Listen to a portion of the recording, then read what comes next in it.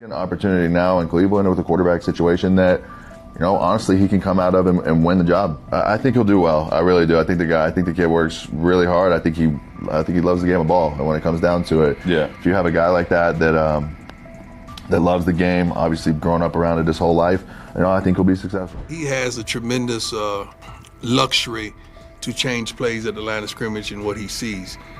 But you got to take into account that this kid has started every game in his high school career. This kid has started every game in his college career but one. He's seen a lot of football.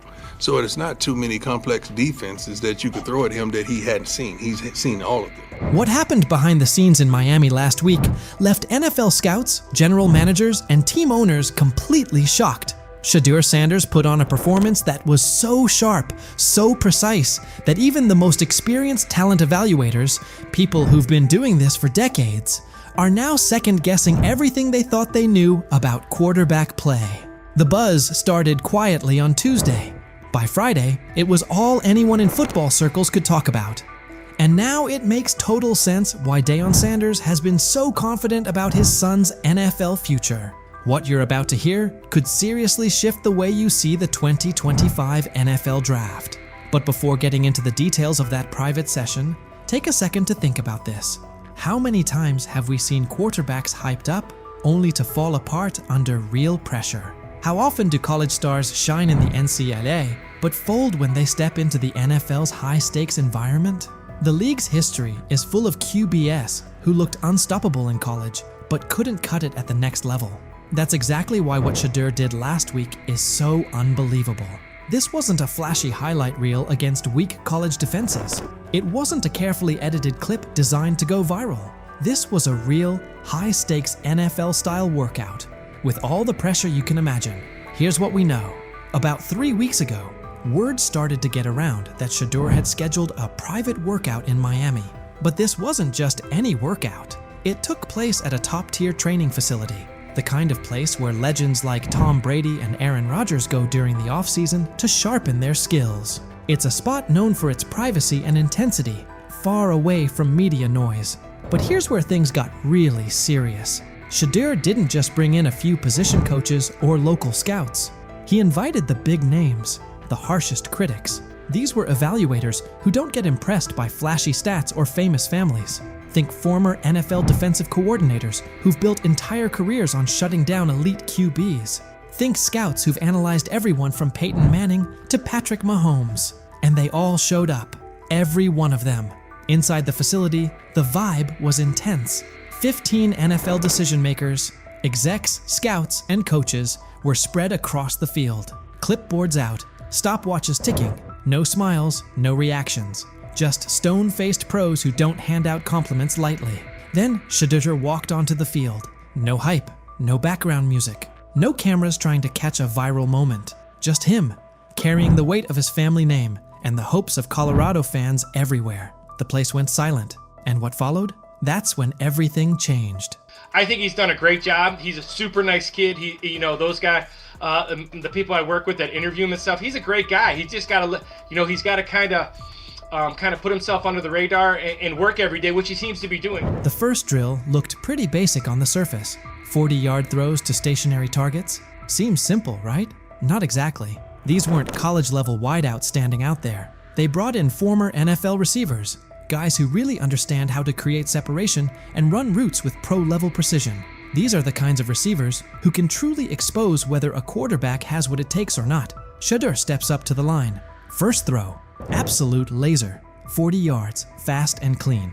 Tight spiral, right on target.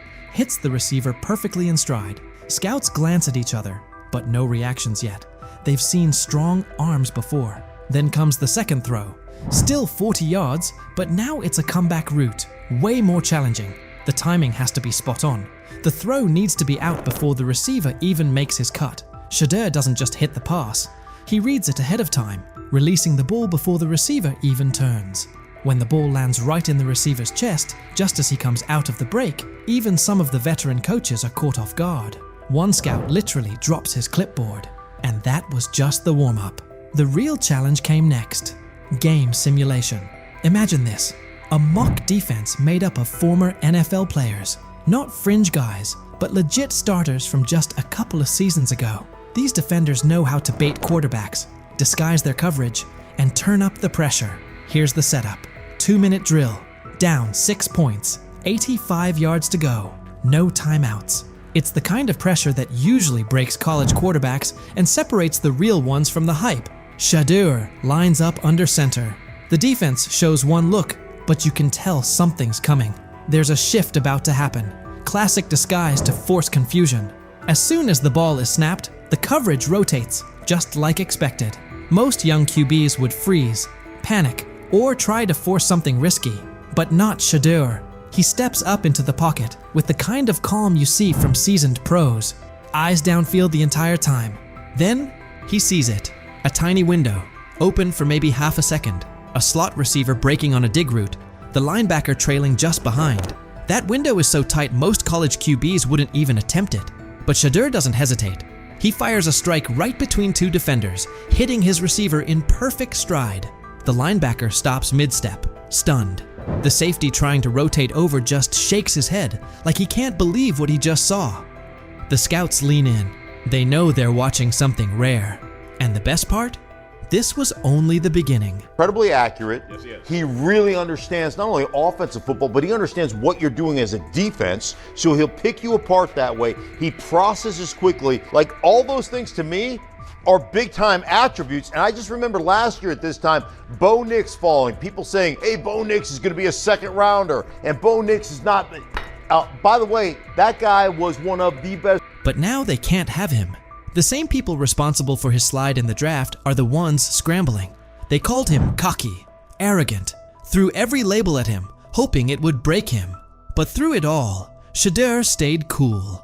He didn't let the noise shake him or throw him off course. His mindset never wavered. He knew exactly what he brought to the table, and no amount of criticism was going to change that. Instead of folding under the pressure, he locked in even more. Their doubt didn't shake him.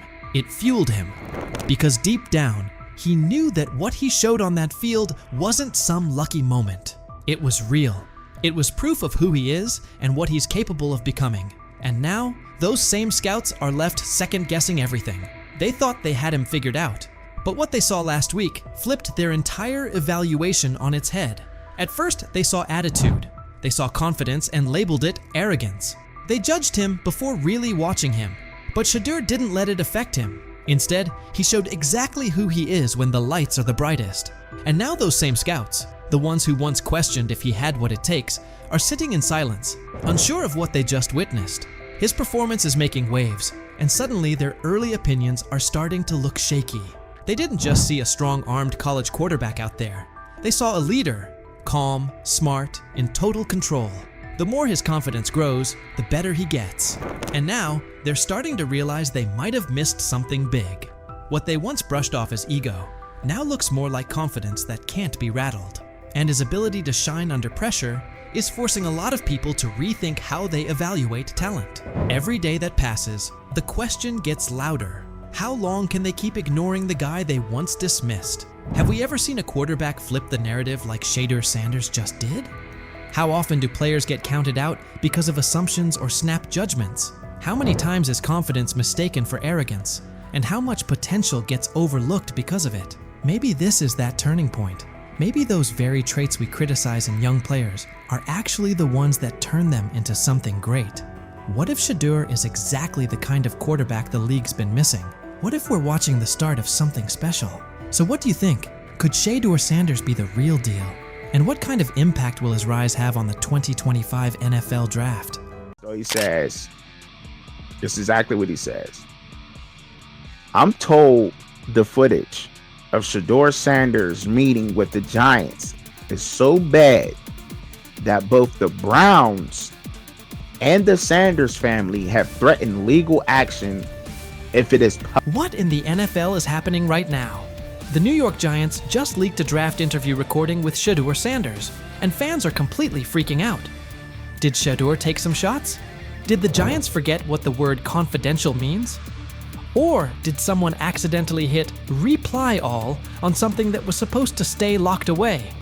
Get ready, because this roller coaster involves hot mics, bad takes, and a whole lot of drama. What happened with Shedeur on draft night to make him fall to the 5th round, and them talking about the Giants coming out with all that information talking about Shedeur did bad, bombed the interview, all that type stuff. We all know my last video when I talked about the interview tape about Shedeur did not get a playbook. The NY Giants, in true Stonewall fashion, dropped a carefully trimmed clip from their highly sought-after interview with Shedeur Sanders, then quickly locked everything else away like it was top-secret intel. Was this a calculated PR stunt, or just a low-key attempt at sabotage? Either way, the silence speaks louder than any official statement. Fans aren't buying this half-baked version of transparency, and they're definitely not ready to just bench him and move on. Instead, they're demanding answers, calling out the organization for what feels like a planned smear job. One thing's for sure, the hate is loud, but Shedeur's supporters are even louder. There was another team that he sat down with. What do you mean it didn't go well after that? So, he was pissed that they did that to him. They did that to him. He counter-confronted them. The same thing they do to every other quarterback prospect. They did that to him. They slide in a mistake to see if you catch it. Right. And so because you're the quarterback. But he didn't take it as a correction. He took it as like he got pissed off. Yeah, and it's like so here's another one. So another one was, he throws a bad interception, and it was a deep throw early in the game, and he comes back and they go in the meeting, they show the interception. Let's just call it like it is. The Giants have perfected the tease. They've basically turned "we've got more, but we're not sharing it" into a comedy act, and the joke's on them. It's like they're standing center stage, booing themselves. Oh, you want more? Too bad. We're guarding it like Grandma's secret lasagna recipe. Congrats, Giants. You've officially become the talk of TikTok, X, and even Aunt Barbara's Facebook. Yep, the holy trinity of online outrage. This whole thing screams drama, screams petty, and definitely screams PR disaster in a fitted cap. Just release the full tape before fans start pulling up to headquarters with pitchforks. And popcorn. GM is getting fired. The GM, who was that nigga that Jaden Daniels. The GM is on film that the nigga's son, the nigga asked his son last draft, yo, who you think I should pick? His son like, yo, you need to get the Jaden Daniels nigga, B. This is what his son, it's on tape. You should go Jaden Daniels. He laughing at his son. And all right, cool, get Jaden Daniels. I don't even know how that tape got out. I wouldn't have let the shit get out personally. Meanwhile, Shedeur, the latest poster boy for maybe the Giants don't like talent unless it's dressed in blue and red confetti, is soaking it all in like it's just another day at practice. And here's the best part of the irony. The Giants tried to label him as all hype, no substance, a paper tiger. But instead, they accidentally turned him into the hottest name being mentioned by every sports analyst out there. They tried to bury the story, but somehow ended up stamping it in bold. It's the classic case of ignoring a trending conversation for so long that sure, people get annoyed, but at the same time, they keep your name alive better than your own PR team ever could. It's funny. New York Giants, where these tapes at? You hear me? Because if Shedeur Sanders was so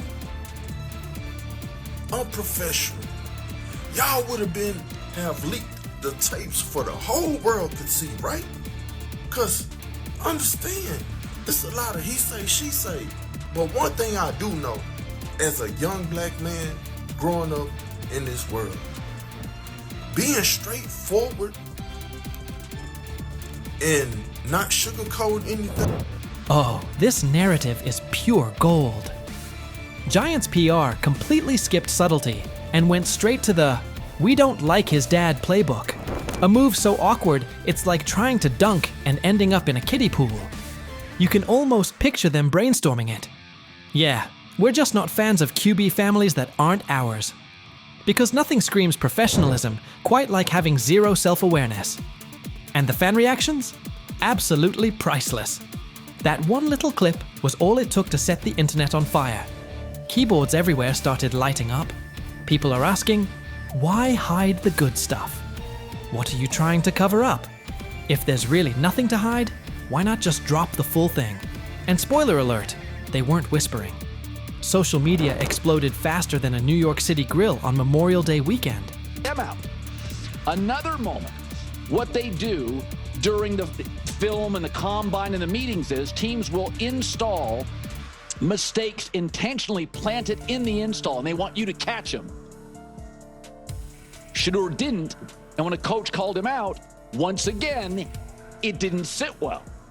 It's like, bro, there's not many teams needing quarterbacks, especially since Pittsburgh appears to have a deal with Aaron Rodgers and Tennessee's getting Cam Ward. So you're down to the Giants, who are not in. And that brings us to the next tasty slice of irony.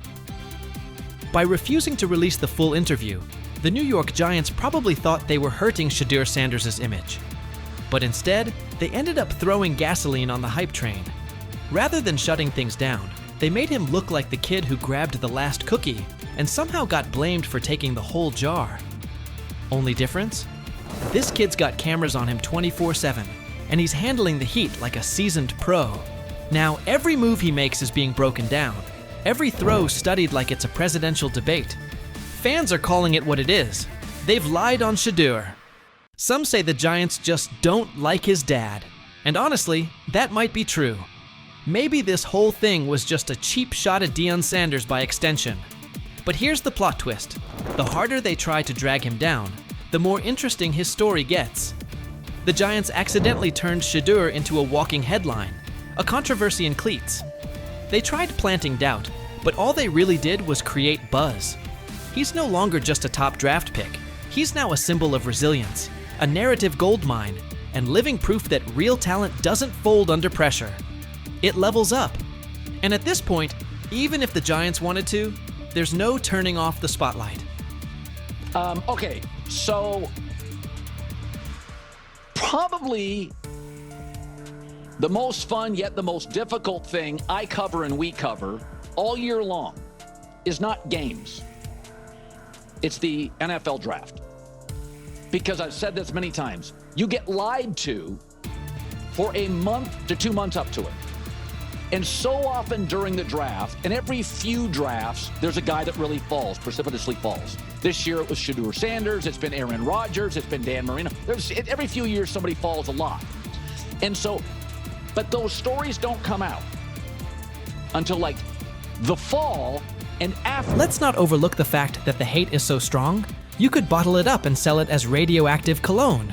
You can practically watch it leaking out of Giants HQ like toxic sludge straight out of a bad superhero origin story. But here's the twist. Maybe that's their superpower. Maybe the New York Giants really believe they're cooking up some secret formula, a cocktail of manipulation and media spin. But here's the thing. Every bit of shade they throw at Shedeur Sanders only makes his story bigger. Every time they try to box him in as some overhyped diva or question his character, they accidentally hand him another viral moment. And now, he's the underdog hero rising through the smoke. Let's be real. This isn't just about football anymore. This is about narratives, control, and how the establishment absolutely loses it when they're no longer holding the pen. And the real kicker? They still won't release the full interview. You've got NFL fans, media heads, and entire Reddit threads all chanting, "Drop the tape." Like it's some long-lost Beatles album. Meanwhile, the Giants are just sitting there, staring into the void like nobody saw this mess coming. Now, I don't know if it ever gonna get leaked or not. The tapes, the New York Giants have the tape. They definitely have the tape. It's confirmation that they have the tape. Shedeur didn't do nothing. It's what they saying he did. I'm gonna tell you what these mixed reaction right here. So we already know about the New York Giants, but the Pittsburgh Steelers head coach Mike Tomlin reported Miles Sanders' talent, but hesitated to draft him due to previous challenges with quarterbacks like Russell Wilson and Justin Fields, leading to more cautious approach. Las Vegas Raiders. Sanders met with Raiders at the NFL Scouting Combine and expressed enthusiasm about potentially joining the team. His familiarity with the West Coast offense and quick release was noted positive, though concerns about his ceiling Kevin Stefanski feels like his job may be on the line? I don't concern myself with outside type of things. But I'm committed to his development, just like all of our rookies. So we'll continue to focus on getting our guys better. And that's what we'll stay committed to, and that's what's important to me. And so you didn't give this man a fighting chance to compete. He went into a gunfight with 2 knives. He gonna lose that every time. You know you're going to waive Tyler Huntley. So what good did that 2-minute drive do for him? Was it going to help him?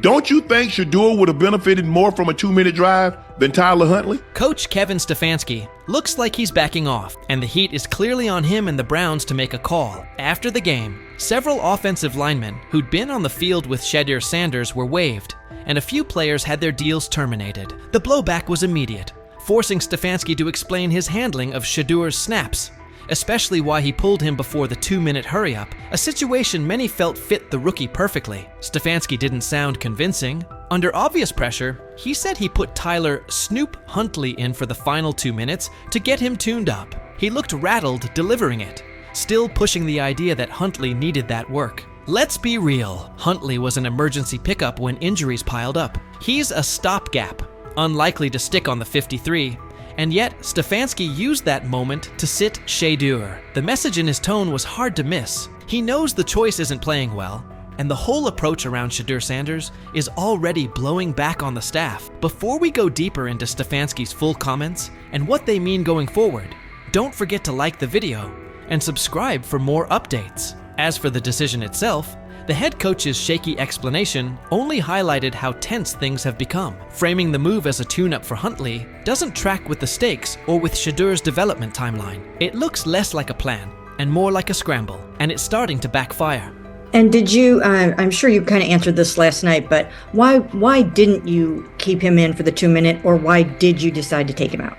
Yeah, nothing more than decided to give Snoop. TJ Houshmandzadeh, the former NFL wideout, didn't mince words about Kevin Stefanski's handling of Shedeur Sanders. He said that in all his years around the league, he's never seen a coach appear so uninterested in a player's success. To Houshmandzadeh, Stefanski's choices look personal, like there's a grudge against Shedeur, and that's what he finds most troubling. TJ Houshmandzadeh called the bias blatant and cautioned that, if it's real, the push on the Browns to dismiss Kevin Stefanski will only intensify.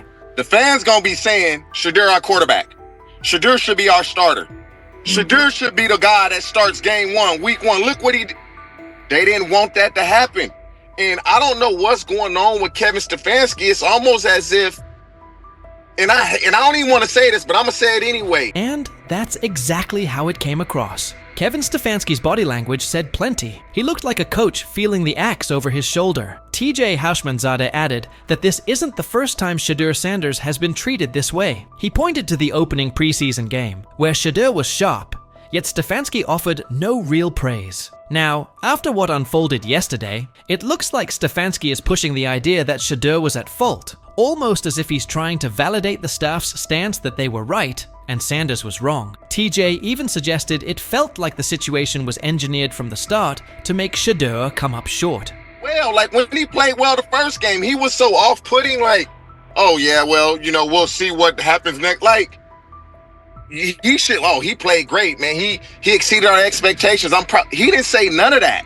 And so to me, it's as if they want him to fail so they can justify doing what they want to do. And Houshmandzadeh's red holds up. From the very first preseason outing, Kevin Stefanski's slant felt apparent. Even after Shedeur Sanders put together an impressive, mistake-free showing, Stefanski declined to highlight him, retreating to broad comments about developing all the quarterbacks and skimming past Shedeur's standout work. It didn't come across as genuine buy-in on Shedeur's future in Cleveland. Now the spotlight is squarely on Stefanski, who seemed intent on easing Shedeur towards the margins. Ironically, the coach looks more vulnerable than the rookie. After weeks of rigid messaging and thin criticism, he's suddenly pivoting, saying they'll concentrate on developing Shedeur Sanders. An about-face that screams pressure from the fan base. And it isn't only fans. Reporters and analysts are pressing him as well. Emmanuel Acho weighed in, arguing that by placing Shedeur with an offensive group filled with players unlikely to make the 53, Stefanski engineered a no-win evaluation. Acho's point was straightforward. Even a quarterback with Tom Brady's resume would have struggled in that setup with that caliber of support. In those conditions, any rough patches for Shedeur were predictable, an indictment of the context, not the quarterback. The COVID year, so he gave everybody an extra year if you wanted it. Understandable. But listen, it's what the chat said. The chat believe he took a shot or no? Let me look in the chat. I ain't even open my phone. Hold on. I'm curious to see what the chat would think. They are saying Hushmanzade's take still holds. From the first preseason snap, Kevin Stefanski's slant felt obvious. Even after Shedeur Sanders delivered a crisp, mistake-free showing, Stefanski sidestepped any real credit, defaulting to broad talk about developing all the quarterbacks and skating past Shedeur's standout work. It didn't read like genuine buy-in on Sanders' future in Cleveland. Now the spotlight has swung to Stefanski, who looked intent on easing Shedeur to the edges of the plan. Ironically, the coach seems more vulnerable than the rookie. After weeks of rigid messaging and thin critiques, he's suddenly pivoting, saying they'll focus on developing Shedeur Sanders. A shift that screams fan pressure. And it isn't only the fan base. Reporters and analysts are pressing him too. Chad Okosinko weighed in, arguing that by sticking Shedeur with an offensive group filled with fringe or soon-to-be-waived players, Stefanski set up a no-win evaluation. Ochocinco's point was straightforward. Even a quarterback of Tom Brady's caliber would have struggled in that environment with that level of support. In those circumstances, any rough patches for Shedeur were predictable, an indictment of the setup, not the quarterback. Chad Ochocinco warned that the chorus of team-friendly critics would soon start branding Shedeur Sanders a bust, reducing him to fifth-string status, and the real problem would get ignored. Kevin Stefanski put Shedeur in a no-win setup. Despite growing backlash, Ochocinco argued this all looks like a coordinated effort to drag Shedeur down, with more energy spent tearing him apart than acknowledging why he struggled. He was right about the setup, but wrong about the Browns skating by. Fans are loudly calling for Stefanski's job over what they view as clear bias towards Shedeur Sanders, and that pressure is only intensifying. Skip Bayless also weighed in, blasting Cleveland's approach as the worst way to handle a young quarterback. He pointed to a recurring pattern. Shedeur has been consistently mishandled by Stefanski and by the organization, and that this isn't a one-off misstep. In Bayless's view, Sanders hasn't been given a fair runway or the right support, and the way the team has managed him has only piled on the pressure, making it even harder for him to succeed. I'm outraged, I'm sickened, and I'm saddened by the way Shedeur continues to be treated in the National Football League, now by those sorry-ass Browns and sorry-ass Kevin Stefanski. Given how this has played out with Shedeur Sanders, it's hard to escape the sense he was put behind the 8-ball from the start. When he made his first preseason start, Stephen A. Smith said the Browns were setting Shedeur up to fail, and recent events only strengthen that take. Between the lack of meaningful first-team reps and a string of puzzling play calls, the context never looked built for growth. At this point, the pattern makes his setbacks feel less like natural growing pains and more like the product of an environment that was never set up for him to succeed.